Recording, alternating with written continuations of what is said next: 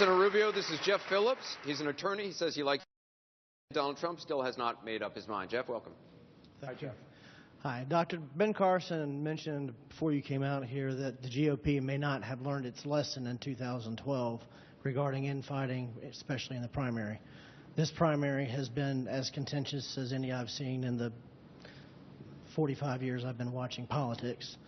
The question is this. There's going to be a lot of healing. There's going to have to be a lot of bridge building after this primary, no matter who wins it.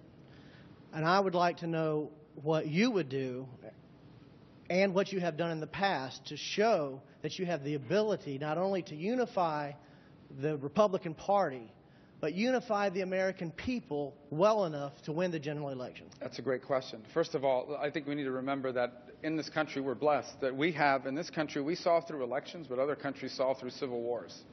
In essence, in America, just to have some perspective here, the worst thing that happens to someone in the political process is you lose an election. They say nasty things about you and they run a bad ad about you. In other countries, if you lose an election, you go to jail or you go into exile. So we're blessed to be living in a republic where we have strong disagreements about the future of our country, but they're settled at the ballot box, not at the tip of a gun or a spear. That said, you're right that if we want to win an election, we're going to ultimately have to come together. And I believe I already provide that. There's a reason why virtually every candidate in this field has attacked me, because I run a campaign that I believe appeals to the broad sector of the Republican electorate. Now, they don't all agree with me on every issue, but we basically campaign to every voter in the Republican coalition. But my promise to you, if I'm the nominee, is I'm not just going to unify the Republican Party, I'm going to grow it.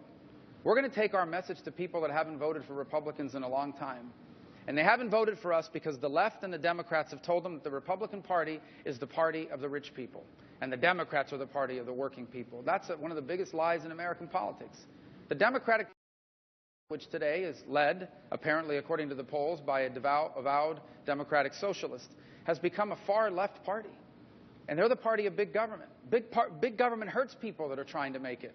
Because the bigger the government, the more the people that influence government win at the expense of everybody else. Look at Dodd-Frank. It passed. The big banks are bigger today than ever. The regional banks and the community banks are getting wiped out. So we have a message, and we're going to take it. We're going to take our message to people living paycheck to paycheck. You know why I know I can take that message to them? Because I grew up paycheck to paycheck. Because my wife and I have lived paycheck to paycheck.